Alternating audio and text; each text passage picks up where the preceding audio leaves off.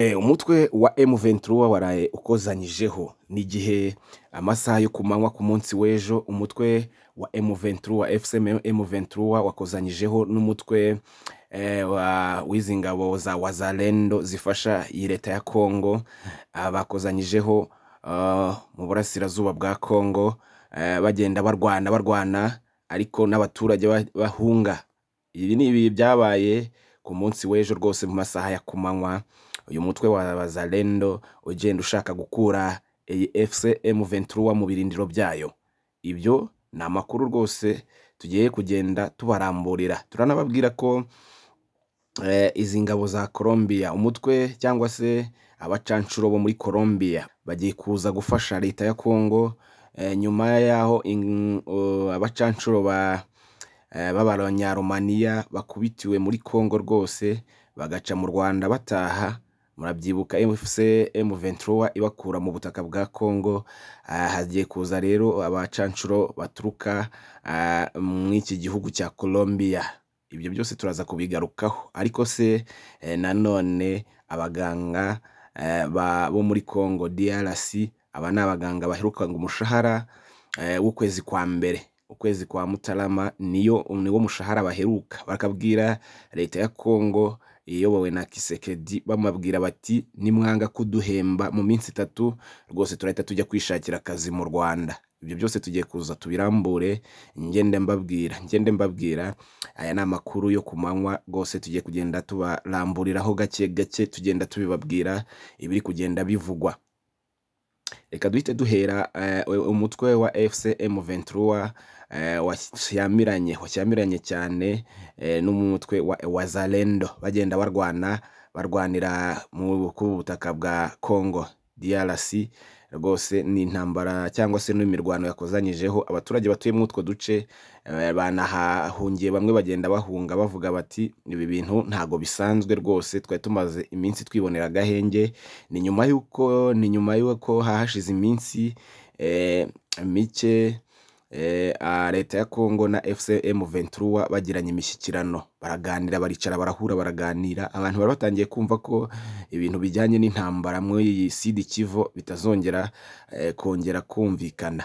Bavuga bati agahenge kabonetse, ariko byanze rwose, biranga. Barongera bakozanyaho. Iyi Wazalendo yo yashakaga kwimura M23 ku butaka cyangwa se ku ahantu yari iri, mu bice yari birimo ikambitsemo.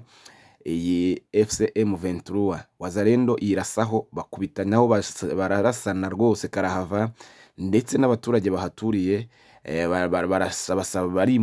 barimuka bagenda rwose, barahunga bava mu utwo duce barigendera. Rero nibi byabaye ku munsi w'ejo rwose ku masaha ya kare cyane rwose, abaturage bavuga bati ibi bintu ko tutari duherutse kubyumva, iki bigarutse nk'ubu butaka cyangwa se ku Sud Kivu.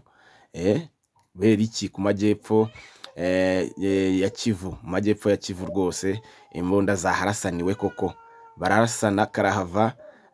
Ni mw'utu duce, n'utu duce twa Kalehe na Shake rwose bagiye baharasanira cyane, naho bita Kofi baharanisaniye cyane karahava. Abaturage barahunga rwose, baravuga ati aha hantu ntago twahaguma. Ni byabaye rwose ku masaha yo ku munsi w'ejo rwose ku masaha y'isa sita bararasana karahava. Byarabaye rwose, bararasana karahava. Reka duhite dukomeza rero n'indi nkuru rero ni y'abarwanyi b'umutwe wa muri Colombia n'abacancuro bo muri Colombia. Nibo bagiye gusimbura za ngabo mwabonye zica mu Rwanda zo muri Romania.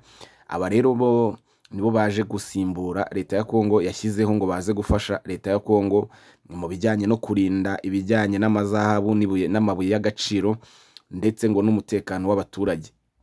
Abacancuro rero baje gukorera idolari muri Congo. Rero n'uyu mutwe cyangwa se aba bacancuro bagiye guturuka muri iki gihugu. Murabyibuka ko iki gihugu cyane kirangwaho cyane, ibintu bigenda birangwa muri iki gihugu cyane ni ibintu bijyanye n'ibiyobyabwenge rwose. Hano muri iki gihugu biraharangwa cyane. Rero bakavuga bati igihugu n'ubundi bagiyemo nacyo bazabisangamo. Abantu bavuga bati izi ngabo cyangwa se aba bacanshuro ikindi kibajyanye, nta kindi kibazanye ni ukwishakira ibuye, n'ubundi ni ukwishakira ibuye ry'agaciro baripakira bigira iwabo. Ibindi ati n'ubundi ni ukwikorera amadolari nk'uko n'abanyaromaniya bayakoreraga. Ati rero nta kindi kibazanye muri Kongo, nta rundi rukundo, ni ukwikorera amafaranga. Ariko nanone nibyo aba barwanyi nta kindi baba baje kureba, ni ukwishakira aya mafaranga, ni ukwishakira ibuye ry'agaciro ndetse no guteza umutekano muke. Nabyo birimo. Abantu bakavuga ati rero nabo iyi M23 ngira irabakorera iyo bwabaga. Hari n'indi nkuru, FC M23 yaciye mu mujyi ikora umukwabo, igenda ifata ibiyobyabwenge, ubwo harimo nk'urumogi n'izindi nzoga zengwa ariko zigashyirwa mu dushashi rwose dutoya twa mililitiro, munsi ya mililitiro 300. Iyi FC M23 twose yaduciye, inavuga ko abacuruzi baducuruza rwose bagomba kubica byose bakabimena. Ibi ngibi ntago byemewe. Ni mu rwego rwo gushakira umutekano abaturage b'iki gihugu cya Kongo ndetse na Goma. Aba FC M23 yakoze uyu mukwabo rero kugenda igenda itwika ibiyobyabwenge, harimo urumogi n'utu tuyoga dutoya rwose, ivuga ati inzoga itari hejuru ya mililitiro 300 iyi ngiyi ni ukwitwika, kandi biri mu plastique. Ibi rwose wapi, ntago byemewe hano igoma. Ibyo nibyo uyu mutwe wa M23 wagendaga ukora bijyanye n'umukwabo no kugenda urinda abaturage. Ati abana b'abanyeshuri cyari gihe bazitwara nkuko watwara chifu agatwara agacifu akakajyana mu ishuri, bityo yamara gusinda akabuza umutekano abandi bagenzi be, cyangwa se akababuza kwiga, akababuza umutekano. Ibyo rero ntago ari byiza, ntago bigaragara neza mu maso y'abaturage ba Kongo cyangwa se mu iki gice cya Goma. Ati ibi byose bigomba gucika hano. FC M23 rwose igenda icunga umutekano w'abaturage. Reka duhita dukomereza ku yindi nkuru, nayo ni muri Kongo. Abaganga rwose barikoroje, baravuga bati igihe tumaze tudahembwa amezi 3 ni menshi, agiye gushyika muri 4. Bati duheruka umushahara rwose wo mu kwezi kwa mbere. Ubwo ni ukwezi kwa mbere, ukwa kabiri, ukwa gatatu, ukwa kane no kwa gatanu turimo ntibaraguhembwa. Bakavuga bati iminsi 3 nirenga tutarabona amafaranga yacu twakoreye, ati turajya kwishakira handi akazi, haba mu Rwanda rwose turajya kwisabira leta y'u Rwanda akazi. Ati rero we Tshisekedi n'abayobozi muyoborana, ibi mubikore vuba vuba, kuko mutabikoze vuba rwose turajya kwishakira akazi ahandi badukeneye. Bakavuga bati umushahara wacu niwe warutubeshejeho, bityo nimutabikora mu gihe gitoya turafata izindi ngamba. Abo n'abaganga rwose bakoze imyigaragambyo iremereye cyane muri Kinshasa. Aha ni muri Kinshasa bagiye bakorera imyigaragambyo, bavuga bati dukeneye amafaranga yacu twakoreye, dore ko imiryango yacu dukeneyeho byinshi. Rero nimutabikora vuba turashaka ubundi buryo.